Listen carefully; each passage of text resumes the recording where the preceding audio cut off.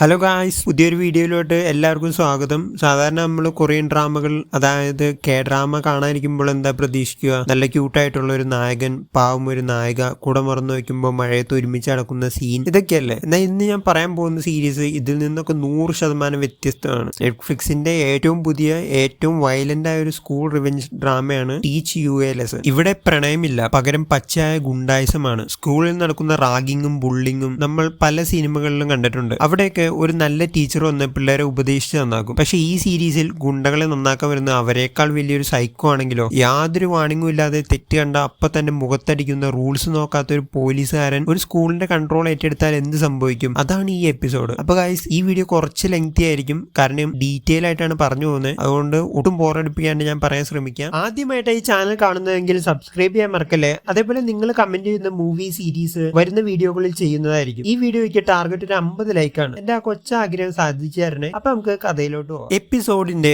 തുടക്കം തന്നെ ഭയങ്കര അസ്വസ്ഥത ഉണ്ടാക്കുന്ന ഒരു സീനിലാണ്. ഒരു ഹൈസ്കൂൾ ക്ലാസ് റൂം. ടീച്ചർ ക്ലാസ്സിലില്ല. പിള്ളേര് ഒരു മോപ്പ് ഹെഡ്, അതായത് നിലം തുടയ്ക്കാൻ ഉപയോഗിക്കുന്ന ഒരു വൃത്തികെട്ട സാധനം ഒരാളിൽ നിന്ന് മറ്റൊരാളിലായിട്ട് ഇങ്ങനെ പാസ് ചെയ്ത് കളിക്കുകയാണ്. ഇത് കാണുമ്പോൾ നമ്മൾ വിചാരിക്കും ഇതൊരു പാസിംഗ് ദി പാഴ്സൽ അങ്ങനത്തെ എന്തെങ്കിലും ഗെയിം ആണെന്നൊക്കെ. അല്ല ഗൈസ്, ഇതൊരു ഗെയിം അല്ല. ഇത് ആരുടെ കയ്യിലാണോ അവസാനം കിട്ടുന്നത് അവനാണ് ആ ദിവസത്തെ ക്ലാസ്സിലെ ഔട്ട്കാസ്റ്റ്. അതായത് ആരും മൈൻഡ് ചെയ്യാത്ത, ആർക്കും എന്തും ചെയ്യാൻ പറ്റുന്ന, ഏറ്റവും താഴെ കിടക്കുന്നത്. ആ വൃത്തികെട്ട മോപ്പ് വന്ന് നിൽക്കുന്നത് പാർട്ട് ഡേസോക്ക് എന്നൊരു പാവം പയ്യന്റെ കയ്യിലാണ്. ഡേസോക്ക് അത് കയ്യിൽ കിട്ടിയതും പേടിച്ച് വിറയ്ക്കാൻ തുടങ്ങി. കാരണം അവനറിയാം ഇനി ആ ക്ലാസ്സിൽ നിന്ന് അവനൊരു സമാധാനം കിട്ടില്ല എന്ന്. ഇതൊക്കെ പേടിയോടെ ഒന്നും ചെയ്യാൻ പറ്റാതെ സൈലന്റ് ആയി നോക്കി നിൽക്കുന്ന വേറൊരു പയ്യനുണ്ട്. അവനാണ് ഗ്യോങ്മിൻ. അവൻ ജീവൻ കയ്യിൽ പിടിച്ചാണ് ഇരിക്കുന്നത്. ഈ സമയത്താണ് നമ്മുടെ മെയിൻ വില്ലന്റെ മാസ് എൻട്രി. ക്ലാസ്സിലെ മെയിൻ ഗുണ്ട റിയു ജൂൻ ഹോങ്. നമുക്കവനെ MLA മോൻ എന്ന് വിളിക്കാം. ഈ കണ്ട പേരൊന്നും പറയാൻ പറ്റൊന്നുമില്ല. എന്ത് റിയു ജൂൻ ഹോങ് എന്നൊക്കെ. നമുക്കിവൻ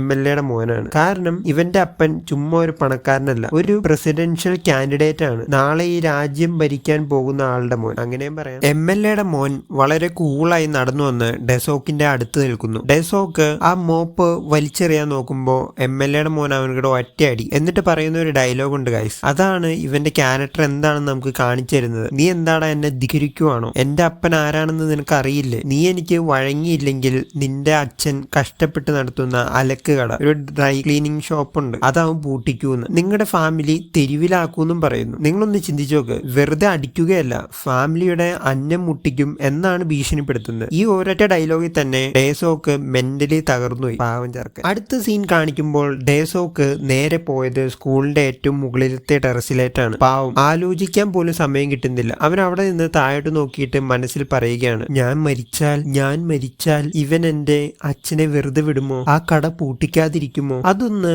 ആലോചിച്ച് തീർന്നതും പാവം ഡേസോക്ക് താഴോട്ട് ഒറ്റച്ചാട്ടം. ഈ എപ്പിസോഡിന്റെ വെറും ആദ്യത്തെ 5 മിനിറ്റിലാണ് ഈ സംഭവം നടക്കുന്നത്. ഡയറക്ടർ നമുക്ക് കൃത്യമായി കാണിച്ചു തന്നു, ഈ സീരീസിൽ തമാശയല്ല, ചോര വീഴുന്ന കളിയാണ് നടക്കാൻ പോകുന്നത്. ഒരു പയ്യൻ സ്കൂളിൽ നിന്നും ചാടി മരിച്ചു എന്ന് കേൾക്കുമ്പോൾ നമ്മൾ സ്വാഭാവികമായും എന്താ വിചാരിക്കുക? അവിടെ മീഡിയ വരും, പോലീസ് വരും, അന്വേഷണം നടത്തും. എന്നാൽ ഇവിടെ അങ്ങനെയല്ല. അടുത്ത സീനിൽ നമ്മൾ കാണുന്നത് ഈ സ്കൂളിന്റെ പ്രിൻസിപ്പാളിന്റെ ഓഫീസാണ്. ഇയാൾ ഒരു ഒന്നൊന്നര പേടിത്തൊണ്ടനാണ്. പോലീസ് വന്ന് MLA മോനെ ചോദ്യം ചെയ്യണമെന്ന് പറയുമ്പോൾ പ്രിൻസിപ്പാൾ സ്വന്തം സ്റ്റാഫിനോട് പറയുന്നത് എന്താണെന്നറിയോ? എന്തു ചോദ്യം ചെയ്യല്? ആ MLA അറിഞ്ഞാൽ നമ്മുടെയൊക്കെ കസേര തെറിക്കും. ഇതൊരു ആക്സിഡന്റ് ആണെന്ന് പറഞ്ഞ് പോലീസിനോട് കേസ് ക്ലോസ് ചെയ്യാൻ പറ. ആ പയ്യന്റെ ഫാമിലിക്ക് കുറച്ച് പൈസ കൊടുത്ത് ഒതുക്കണം. എത്ര ക്രൂരമായ സിസ്റ്റം ആണെന്ന് നോക്കണേ. പൈസയും പവറും ഉണ്ടെങ്കിൽ ഒരാളുടെ ജീവന് ഒരു വിലയുമില്ല. അതേസമയം ക്ലാസ്സിൽ ഈ ഗുണ്ടായിസം വീണ്ടും തുടരുകയാണ്. ഡേസോക്ക് മരിച്ചതുകൊണ്ട് ഇനിയിപ്പോ അടുത്ത ഔട്ട്കാസ്റ്റ് ആരായിരിക്കും? അത് നേരത്തെ സൈലന്റ് ആയി ഇതൊക്കെ നോക്കി നിന്ന നമ്മുടെ ഗ്യോങ്മിനാണ്. MLA മോന്റെ വലങ്കയ്യായ ഒരു പയ്യനുണ്ട്. അവന്റെ പേരാണ് ഗ്യോങ് സ്യു. ഈ പയ്യൻ നേരെ ഗ്യോങ്മിന്റെ അടുത്ത് വന്നിട്ട് മുട്ടുകുത്തി നിർത്തി അവനക്കിട്ട് നല്ല അടി വെച്ച് കൊടുക്കുകയാണ്. ഡേസോക്ക് ചത്തല്ലോ, ഇനി അടുത്ത ഇര നീയാണ് എന്ന് പറഞ്ഞ് അവൻ കൈ ഓങ്ങുകയാണ്. പണി പാളിയല്ലോ, ഇന്ന് എന്റെ ഊഴമാണല്ലോ എന്ന് ഗ്യോങ്മിൻ വിചാരിച്ച് കണ്ണടച്ച് നിൽക്കുമ്പോഴാണ് നമ്മുടെ ഹീറോയുടെ എൻട്രി.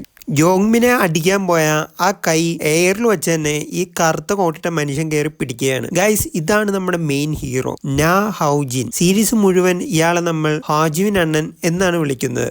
ആ പിടി കണ്ടപ്പോൾ തന്നെ അടിക്കാൻ നിന്നവന് മനസ്സിലായി ഇയാൾ ചില്ലറക്കാരനല്ല എന്ന്. അവൻ ഉടനെ ചോദിച്ചു, ഏത് കോപ്പനാടാ നീ? എന്റെ അപ്പൻ വലിയൊരു വക്കീലാണെന്ന് നിനക്കറിയാമോ? അണ്ണൻ രണ്ടാമോ ഒന്നും ആലോചിച്ചില്ല. നിന്റെ അപ്പൻ പ്രസിഡന്റ് ആയാലും എനിക്ക് പുല്ലാണ് എന്ന് പറഞ്ഞ് കവളത്തിന് കൊടുത്ത് ഓരോ ഒന്നൊന്നര അടി. ആ സ്ലോ മോഷൻ അടി കാണുമ്പോൾ തന്നെ നമുക്ക് കിട്ടുന്ന ഒരു സാറ്റിസ്ഫാക്ഷൻ ഉണ്ടല്ലോ, അത് വേറെ ലെവലാണ്. ഇത് കണ്ട് അങ്ങോട്ട് വന്ന MLAയുടെ മോൻ അപ്പ തന്നെ വേറൊരു ബുദ്ധി പ്രയോഗിച്ചു. അവൻ വേഗം ഫോൺ എടുത്ത് വീഡിയോ റെക്കോർഡ് ചെയ്യാൻ ബാക്കിയുള്ളവരോട് പറഞ്ഞു, എല്ലാവരും ഫോൺ എടുക്കുക, ഇവൻ നമ്മളെ തല്ലുന്ന റെക്കോർഡ് ചെയ്യുക, തെളിവ് വെച്ച് ഇവനെ നമുക്ക് പൂട്ടാമെന്ന് പറഞ്ഞു. ഇന്നത്തെ കാലത്തെ പിള്ളേരുടെ മെയിൻ ആയുധം ഫോണാണല്ലോ. പക്ഷെ നമ്മുടെ ഹാജുവിൻ അണ്ണൻ ഫോൺ കണ്ട് പേടിക്കുന്ന പഴയ സ്കൂൾ മാഷല്ല. പുള്ളി നേരെ ക്യാമറ നോക്കി കോട്ടൊക്കെ ഒന്ന് ശരിയാക്കിയിട്ട് പറയുക, ആ വീഡിയോ എടുക്കുമ്പോൾ എന്റെ നല്ല സൈഡ് തന്നെ എടുത്തോണം കേട്ടോ. ആ പയ്യനെടുത്ത് ഒറ്റയേറ്. അവൻ ചെന്ന് ലോക്കറിലിടിച്ച് താഴെ വീഴുന്നു.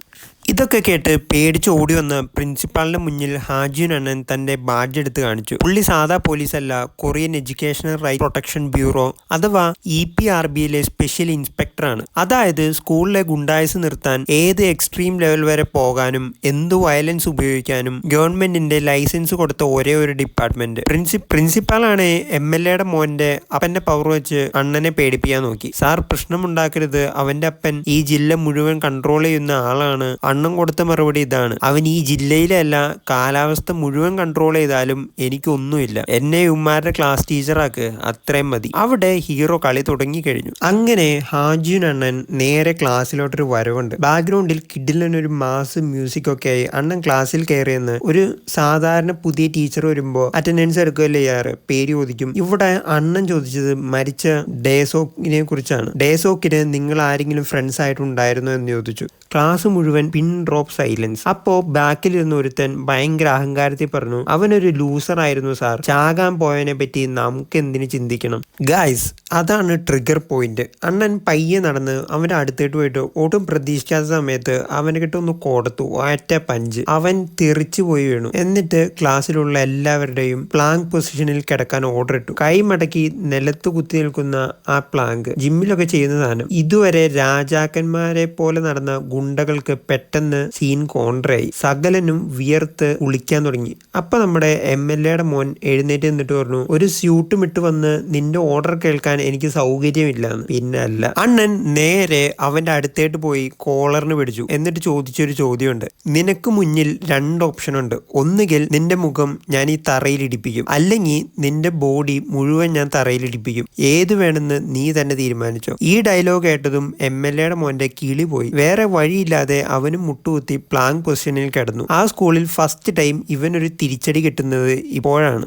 ഇതുകൊണ്ടൊന്നും സീൻ തീരുന്നില്ല. ഉച്ചയ്ക്ക് ലഞ്ച് ടൈം. ക്യാൻറ്റീനിൽ എല്ലാവരും വരിവരിയായി നിൽക്കുമ്പോൾ MLAയുടെ മോൻ രാജാവിനെ പോലെ വന്ന് ക്യൂ തെറ്റിച്ച് മുന്നിൽ കയറി നിൽക്കുകയാണ്. എന്നിട്ട് അവിടെ ഇരിക്കുന്ന ഫുഡിൽ വെറും കൈയിട്ടിളക്കി അത് നിലത്ത് വലിച്ചെറിഞ്ഞു. അവന് തിന്നാനുള്ള ഫുഡ് അല്ലത്ര അത്. എന്നിട്ട് ബാക്കിയുള്ള പിള്ളേരോട് പറയുക, എടാ വേലക്കാരെ, ഇതൊക്കെ ക്ലീൻ ചെയ്യുന്നു. എമ്മാതിരി സൈക്കോ ആണല്ലോ ഈ ചെറുക്കൻ. അപ്പോ ദാ വരുന്നു പുറകിൽ നിന്ന് അണ്ണൻ. അണ്ണൻ ചോദിച്ചു, നിനക്കെന്താടാ ഈ സ്കൂളിലെ റൂൾസ് ബാധകമല്ലേ? MLAയുടെ മോൻ വീണ്ടും പുച്ഛിച്ചു, അതിനിപ്പോ താൻ എന്ത് ചെയ്യും? എല്ലാവരുടെയും മുന്നിൽ വെച്ച് എന്നെ അടിക്കുമോ? അവനൊരു അഹങ്കാരം ഉണ്ടായിരുന്നു, പബ്ലിക്കായിട്ട് തന്നെ ഒന്നും ചെയ്യില്ല എന്ന്. പക്ഷേ ഹാജിൻ അണ്ണൻ നേരെ വന്ന് MLAയുടെ മോന്റെ കഴുത്തിന് കുത്തിപ്പിടിച്ച് അവന്റെ മുഖം എടുത്ത് വേസ്റ്റ് ബിന്നിലോട്ട് ഒറ്റ കുത്ത്. ക്യാൻറ്റീൻ മുഴുവൻ ഞെട്ടിത്തെരിച്ച് നിൽക്കുകയാണ്. അണ്ണനോ അവനോട് പറഞ്ഞു, നീ എന്താണോ തിന്നുന്നത് അതാണ് നീ.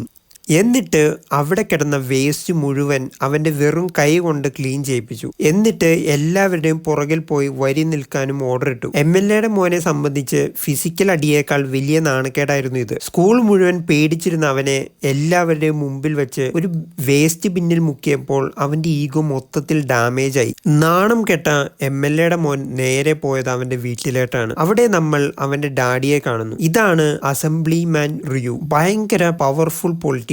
മോൻ വീട്ടിൽ ചെന്ന് കരഞ്ഞു മെഴുകിയപ്പോൾ അപ്പൻ നേരെ ഹാജിനണ്ണനെ വിളിപ്പിച്ചു. അപ്പൻ അണ്ണനോട് വാണിംഗ് കൊടുക്കുകയാണ്, എന്റെ മോന്റെ ദേഹത്ത് തൊട്ടാ നിന്റെ ജോലി ഞാൻ നാളെ രാവിലെ ആകുമ്പോഴേക്കും തീർപ്പിക്കും. പക്ഷേ ഹാജിനണ്ണൻ അതിലും വലിയൊരു വാണിംഗ് തിരിച്ചു കൊടുത്തു, നിന്റെ മോൻ ഒരു മോൺസ്റ്റർ ആണ്, നീ തന്നെയാണ് അവനെ അങ്ങനെ മാറ്റിയത്. നാളെ അവൻ സ്കൂളിൽ വന്ന് ആ കക്കൂസ് കഴുകിയില്ലെങ്കിൽ ഞാൻ അവനെ വലിച്ചഴിച്ച് കൊണ്ടുപോയി കഴുകിക്കും. അങ്ങനെ ഗത്യന്തരമില്ലാതെ അടുത്ത ദിവസം MLAയുടെ മകൻ സ്കൂളിലെ കക്കൂസ് കഴുകുകയാണ്. പക്ഷേ പക്ഷേ അവിടെ വെച്ച് അവൻ വേറൊരു പ്ലാൻ ഇട്ടു. കക്കൂസ് പാത്രത്തിൽ സ്വന്തം തല ശക്തമായി ഇടിച്ചു. ചോര ഒലിപ്പിച്ച് അവൻ പുറത്തേട്ട് വന്നിട്ട് പിള്ളേരുടെ മുമ്പിൽ വെച്ച് നിലവിളിച്ചു, അയ്യോ ഹാജിൻ സാർ എന്നെ കൊല്ലാൻ നോക്കുന്നേ, എന്നെ രക്ഷിക്കണേ, നോക്കണേ ഇവന്റെ ബുദ്ധി. സ്വന്തമായിട്ട് പരിക്കേൽപ്പിച്ചിട്ട് കള്ളക്കേസ് കൊടുത്ത് ഹാജിൻ അണ്ണനെ കൂട്ടാനുള്ള പക്ക ഫ്രോഡ് പരിപാടി. ഇതറിഞ്ഞ അപ്പൻ ഫുൾ ഫോമിൽ കളത്തിലിറങ്ങുകയാണ്. ഇനി കാര്യങ്ങൾ പിള്ളേരുടെ കയ്യിൽ നിന്നും മാറി വലിയ ആളുകളിലേക്ക് എത്തുകയാണ്. അപ്പൻ റിയു നേരെ പോകുന്നത് നമ്മുടെ ഹാജിൻ അണ്ണന്റെ ബോസിനെ കാണാനാണ്. ഇതാണ്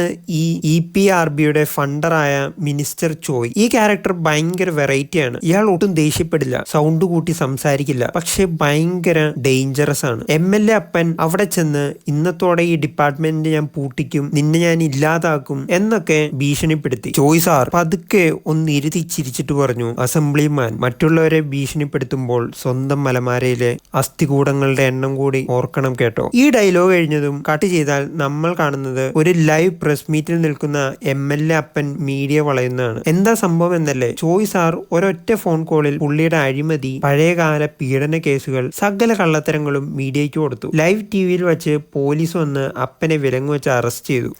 നിങ്ങളൊന്ന് ചിന്തിച്ചു നോക്ക്, ഹാജിൻ അണ്ണൻ ഫിസിക്കലായിട്ട് ഗുണ്ടകളെ ഇടിച്ചപ്പോൾ ബോസ് പൊളിറ്റിക്കലായിട്ട് അവരുടെ അപ്പനെ പൂട്ടി. ഒറ്റ ദിവസം കൊണ്ട് ആ വലിയ സാമ്രാജ്യം തകർന്നു വീണു. അപ്പൻ വീണതോടെ സ്കൂളിലെ MLAയുടെ മോന്റെ പവറും അപ്പാടെ പോയി. അടുത്ത ദിവസം സ്കൂളിലെ സീൻ മൊത്തത്തിൽ മാറി. ഇന്നലെ വരെ രാജാവായിരുന്ന MLA മോൻ ഇന്ന് ആർക്കും വേണ്ട. അവനെ കാണുമ്പോൾ എല്ലാവരും മാറി നടക്കുന്നു. അതാ ക്രിമിനലിന്റെ മോൻ വരുന്നു എന്ന് പറഞ്ഞ് പിള്ളേർ കളിയാക്കാൻ തുടങ്ങി. ഇതിൽ ഏറ്റവും കോമഡി എന്തെന്നാൽ ഇന്നലെ വരെ ഇവന്റെ പുറകെ നടന്ന ഗ്യാങ്സ് പോലും അവനെ തള്ളിപ്പറഞ്ഞു. ഗ്യാങ്സും അവനോട് പറയുക, നീ എന്റെ സീറ്റിൽ നിന്നൊന്ന് എഴുന്നേറ്റേ, പോയി ആ മൂലയ്ക്കിരിക്കുകയെന്ന്. അതായത് ക്ലാസ്സിലെ ഏറ്റവും പുതിയ ഔട്ട്കാസ്റ്റ് ആയി നമ്മുടെ വില്ലൻ മാറി. കർമ്മ ഈസ് ബൂമറാങ് എന്ന് പറയുന്നത് ഇതാണ് കൂട്ടുകാരൻ. പക്ഷേ പവർ പോയി എല്ലാവർക്കും വേണ്ടാതാകുമ്പോൾ ഒരു സാധാരണക്കാരൻ ഡിപ്രഷനിൽ പോകും. എന്നാൽ ഇതൊരു സൈക്കോ അല്ലേ. അവൻ അവരെ പകയോടെ നോക്കി മനസ്സിൽ പറഞ്ഞു, നിങ്ങളെല്ലാവരും മരിക്കാൻ പോകുവാടാ. ഇതൊരു വലിയ ദുരന്തത്തിലേക്കുള്ള തുടക്കമായിരുന്നു. ഇനിയാണ് ഗൈസ് ഈ എപ്പിസോഡിന്റെ മെയിൻ ക്ലൈമാക്സ്. ക്ലാസ് ഒക്കെ കഴിഞ്ഞ സമയത്ത്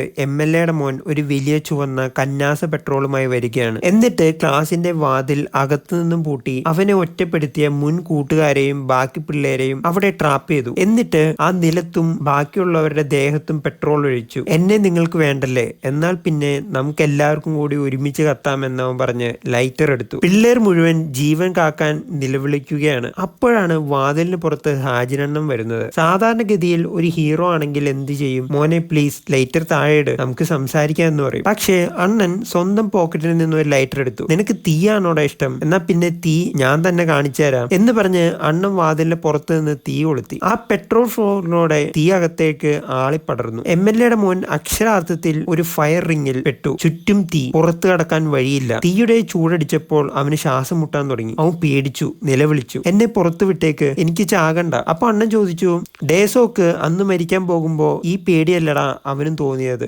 അവസാനം ജിയോ ഭയം വന്നപ്പോ MLAയുടെ മോൻ കരഞ്ഞുകൊണ്ട് സത്യം പറഞ്ഞു, അതെ ഞാനാണ് അവനോട് ചാവാൻ പറഞ്ഞത്. ഇതായിരുന്നു അണ്ണന് വേണ്ടിയിരുന്നത്. അണ്ണൻ കൂളായിട്ട് ഫോൺ എടുത്തു കാണിച്ചിട്ട് പറഞ്ഞു, കൺഫെഷൻ റെക്കോർഡ്, നിന്റെ കളി കഴിഞ്ഞടാ. എന്നിട്ട് പുള്ളി തന്നെ ഫയർ എക്സ്റ്റിങ്വിഷർ വെച്ച് തീ അണച്ചു. പക്ഷേ ആ സീൻ മൊത്തത്തിൽ നമ്മുടെ കിളി പറത്തുന്ന ഒന്നായിരുന്നു. ഒരു വില്ലനെ പേടിപ്പിക്കാൻ അവനേക്കാൾ വലിയ വില്ലനായി മാറുന്ന ഹീറോ.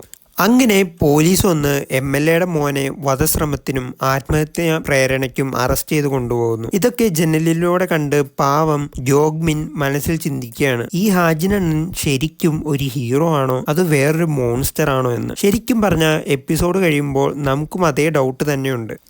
പക്ഷേ ഗായ്സ്, പോസ്റ്റ് ക്രെഡിറ്റ് സീനിൽ ഒരു കിടിലൻ ട്വിസ്റ്റ് ഉണ്ട്. മിനിസ്റ്റർ ചോയും ഹാജിൻ അണ്ണനും ഒരു സെമിത്തേരിയിൽ നിൽക്കുകയാണ്. അവിടെ കാറ്റിലൊരു കല്ലറ നമ്മൾ കാണുന്നു. ആ കല്ലറയിൽ ചോയ് ഗായൂൻ എന്ന് പേരെഴുതിയിട്ടുണ്ട്. 3 വർഷം മുമ്പ് സ്വന്തം സ്റ്റുഡന്റ് കുത്തിക്കൊലപ്പെടുത്തിയ ഒരു ടീച്ചർ. കൊലപാതകി മൈനർ ആയതുകൊണ്ട് ആ സ്റ്റുഡന്റിന് നിയമപ്രകാരം ശിക്ഷയൊന്നും കിട്ടാതെ അവൻ സ്വതന്ത്രനായി നടന്നു. അതുകൊണ്ട് ഇവർ ഈ ഡിപ്പാർട്ട്മെന്റ് തന്നെ തുടങ്ങിയത്, മറ്റൊരു ടീച്ചർക്കും ഈ ഗതി വരാതിരിക്കാൻ. അതായത് ഹാജിൻ അണ്ണൻ ചുമ്മാ ഒരു പോലീസല്ല, സ്വന്തം വധുവിനെ കൊന്നതിന് പകരം ചോദിക്കാൻ സിസ്റ്റം വർക്ക് ആകില്ല എന്ന് മനസ്സിലായപ്പോൾ സിസ്റ്റം ബ്രേക്ക് ചെയ്തിറങ്ങിയ ഒരു കിടുക്കാച്ചി ലോക്കൽ വിജിലന്റ് ആണ്. ഒരു സ്കൂൾ ക്ലീൻ ചെയ്തു, ഇനി എത്ര എണ്ണം കൂടി ബാക്കിയുണ്ട് എന്ന് ചോദിച്ചാണ് ഈ മാസ് എപ്പിസോഡ് അവസാനിക്കുന്നത്.